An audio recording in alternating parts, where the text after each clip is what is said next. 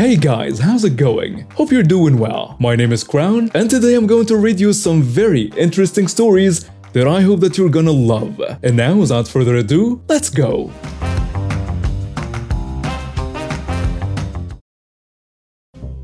So there I was, enjoying a peaceful lunch at Toast Eatery, an outdoor dining restaurant on a sunny afternoon.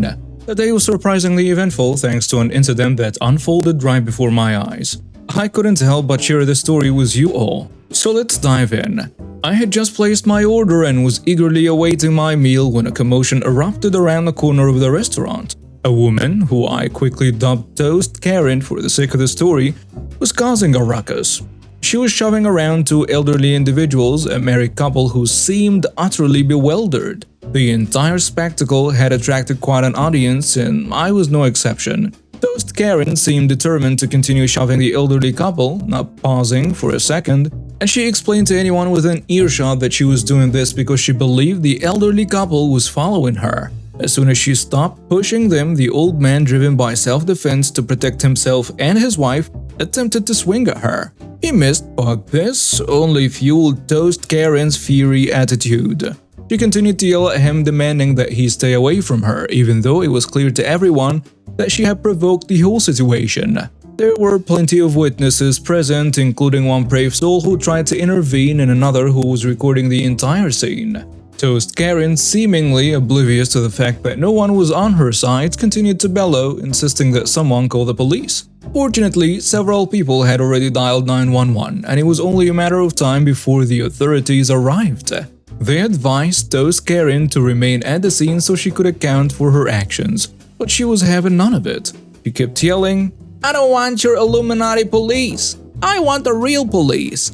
Call the real police!" For a solid 3 minutes. She repeated this phrase, acting as though she were above the law. Toast Karen even attempted to make a hasty exit, but the peacemaker from the crowd blocked her path. He calmly suggested that she could provide her side of the story to the police once they arrived. He even promised to stay with her until the officers showed up. However, Toast Karen remained defiant. 3 patrol officers eventually arrived at the scene and began taking statements from the witnesses. Meanwhile, I was texting my friends about the unfolding drama. Toast Karen sat down next to the peacemaker at a nearby cafe, while the elderly couple was assisted by a Mandarin-speaking officer who could translate their statements. The elderly couple didn't speak English, but they understood some basic phrases. The peacemaker attempted once more to reason with Toast Karen, encouraging her to cooperate with the police to make the process smoother for herself.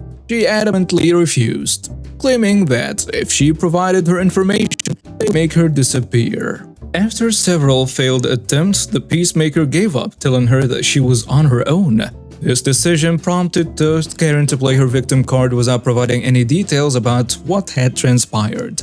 The officer who was dealing with Toast Karen tried to maintain a calm and neutral demeanor while urging her to provide her name, identification, and her side of the story. But all Toast Karen wanted was to ensure the officers were real and demanded to speak to the chief of police.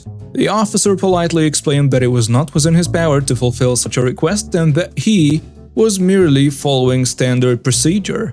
Toast Karen persisted for 5 minutes, insisting that she needed to speak to the chief of police by any means necessary. Frustrated, she suddenly stood up and claimed she needed to use the restroom. However, the officer knew that the restaurant did not allow restroom access due to safety and COVID-19 regulations. He had to stop her from leaving, but she refused to sit down and attempted to walk away. That's when the officer decided to handcuff her and gently guide her back to her seat. As soon as she was cuffed, Toast Karen went into full denial mode.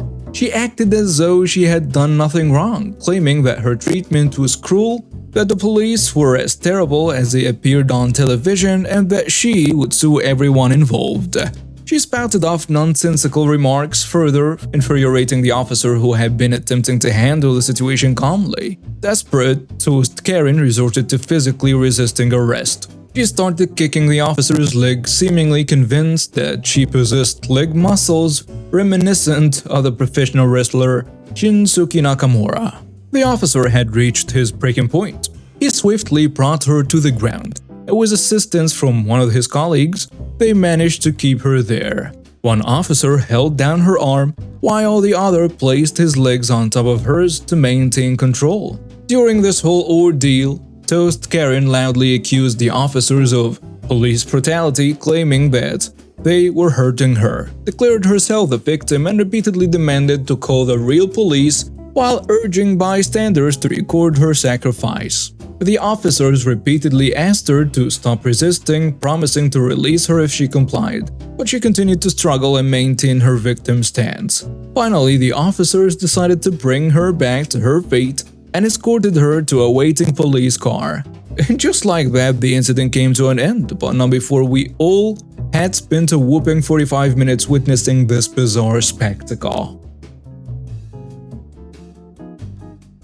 This story is from a few years ago when I was stationed overseas with the US military. The place I was stationed at was in a poorer area where panhandlers were a common sight. Petty crimes happened frequently and people often did stupid things.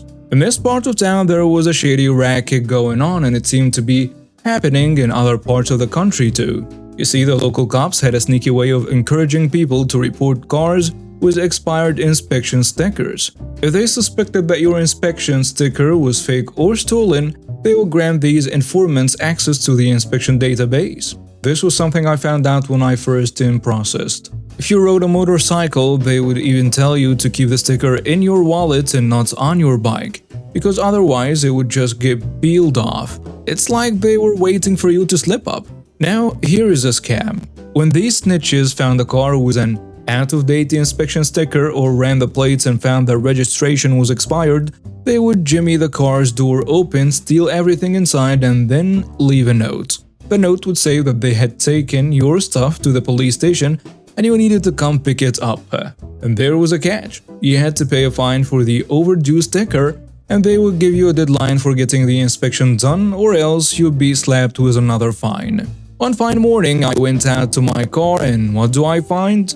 A note on my seat claiming my stuff was at the local police station because my inspection sticker was fake, and I needed to sort it out. The problem was, not only was I late for work, but I also had to drop off my kid at school on my way. You see, there was no bus service and I had to drive her every morning.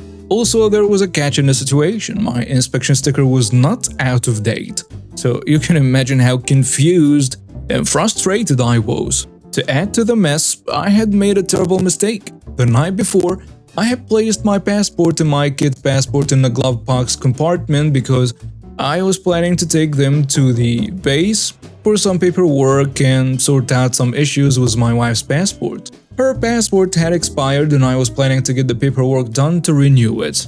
Now, I have a knack for being forgetful, and this time it came back to bite me. I drove to the police station to get my things back, and when I showed them the inspection documents, which clearly indicated that my car was up to date, they apologized for the mix-up. However, they asked me to wait for a moment.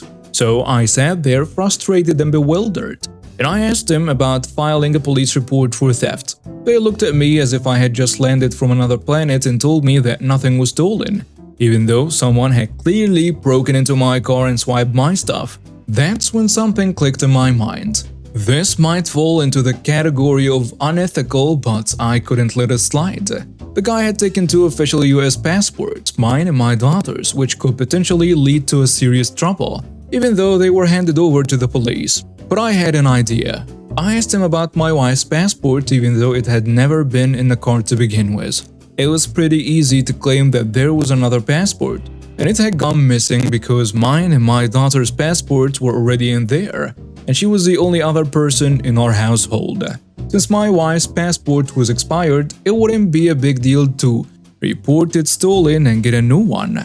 I told them that I was missing a passport, and they told me that whatever was there was there. I insisted that I needed a police report to contact the US Embassy about a stolen passport, and the fact that the police station would know exactly who had stolen it because they had dropped off my things that morning. I've never seen someone's attitude change so quickly. The cop tried to dissuade me from filing a police report, but I stood my ground. I went ahead and filed a police report and then contacted the embassy, reporting the stolen passports and providing them with all the information about the police station. When I got the police report, I emailed it to the embassy as well. As it turned out, I got a free passport for my trouble. The embassy assured me that they would handle the situation, and from what I heard, the person who had broken into my car was arrested and fined. He was even facing additional charges because he had stolen foreign documents. I couldn't believe but chuckle at the thought of one of the local cops going to wherever this guy was and telling him to come with them. I didn't feel bad at all. Hopefully, the guy learned his lesson. I didn't face any more issues until I eventually BCS'd back home. Sometimes, life has a funny way of turning things around, and this was one of those moments where I didn't mind playing the game a little bit to ensure justice was served. Hi everyone, I'm a 34-year-old mother of 6, and I need some advice regarding a situation that's been causing tension in our household. My husband, 34 male, and I, 34 female, have 2 older children. Our 15-year-old daughter, Autumn, and our 13-year-old son, Thatcher. It's a story about Halloween, costumes, and a significant conflict within our family. Thatcher and Autumn are at that age where they have outgrown trick-or-treating and have started attending separate Halloween parties with their friends. Thatcher, being a sports enthusiast and all-around fan of the NFL, decided he wanted to dress up as Travis Kelce, a popular football player. His girlfriend, who is into Taylor Swift, planned to go as a famous singer. They both liked the idea and were excited about it. The problem began when Autumn and her boyfriend expressed their disapproval of Thatcher and his girlfriend's choice of costumes.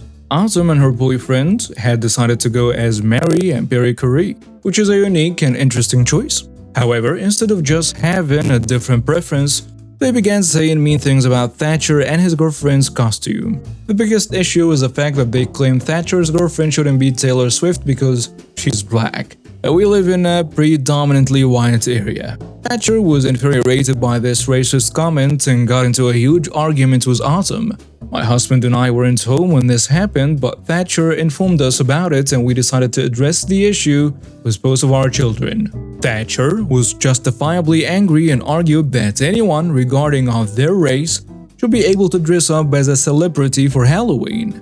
He explained that he tried to learn about his girlfriend's culture and struggles to better understand and support her. We talked to Autumn about her comments and initially she dismissed them as a joke, but we persisted.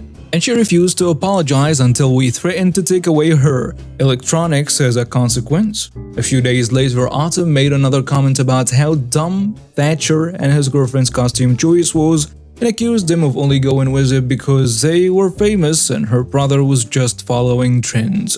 We had to have another serious conversation with Autumn and she finally apologized. The final straw came when I received a call from Autumn's science teacher who informed me that she and her boyfriend had been complaining about Thatcher's costume at school, making other students uncomfortable. The teacher also revealed that Autumn and her boyfriend had also made racist comments in the past, which took me by surprise since I hadn't been aware of this. She claimed to have emailed me about these incidents but realized the email address in the school system was incorrect. We corrected the contact information and she assured me that she would help me update it in the system. I sat down with Autumn to discuss the situation further. She boldly stated that she and her boyfriend was just telling the truth in class and refused to apologize or acknowledge the harm her comments had caused. I decided to take action and told her that she was not allowed to attend the Halloween party as a consequence. In response, she accused me of overreacting and being too strict.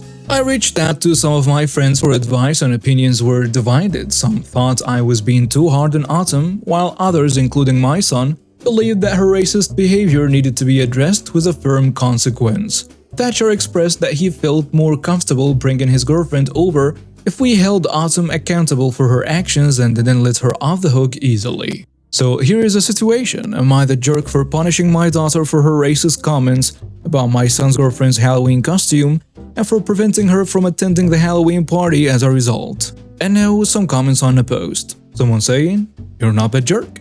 Autumn is making racist comments in school and the teacher has noticed and reported it to you. You have to take a stand and make her realize this is unacceptable behavior."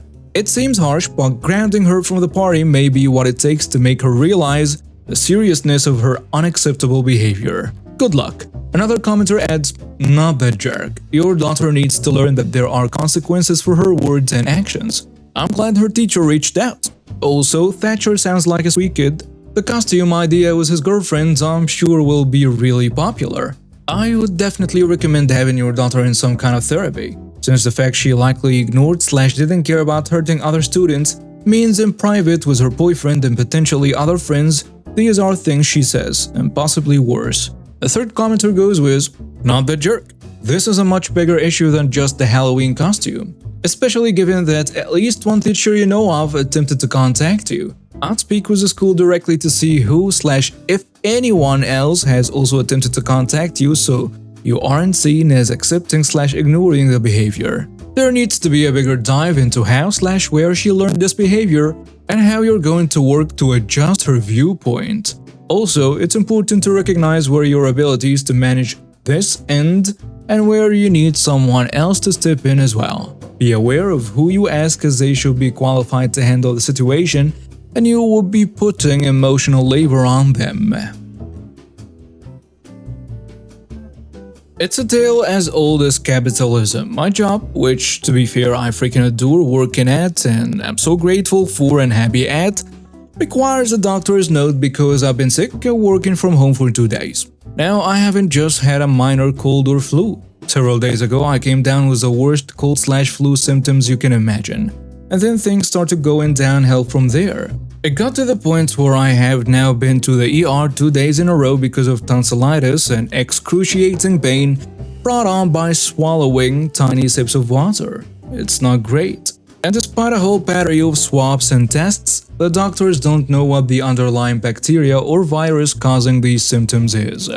Obviously, there is no way in hell I want to infect my coworkers with this plague, so I told HR that I will be working from home until I'm feeling better, since my job can be done 100% remotely. They hit me back with the ever-famous "if you need to work from home for more than 2 days in a week, you'll need a doctor's note since it's against the policy." My first instinct was to just go into work looking, sounding and feeling really bad warmed up.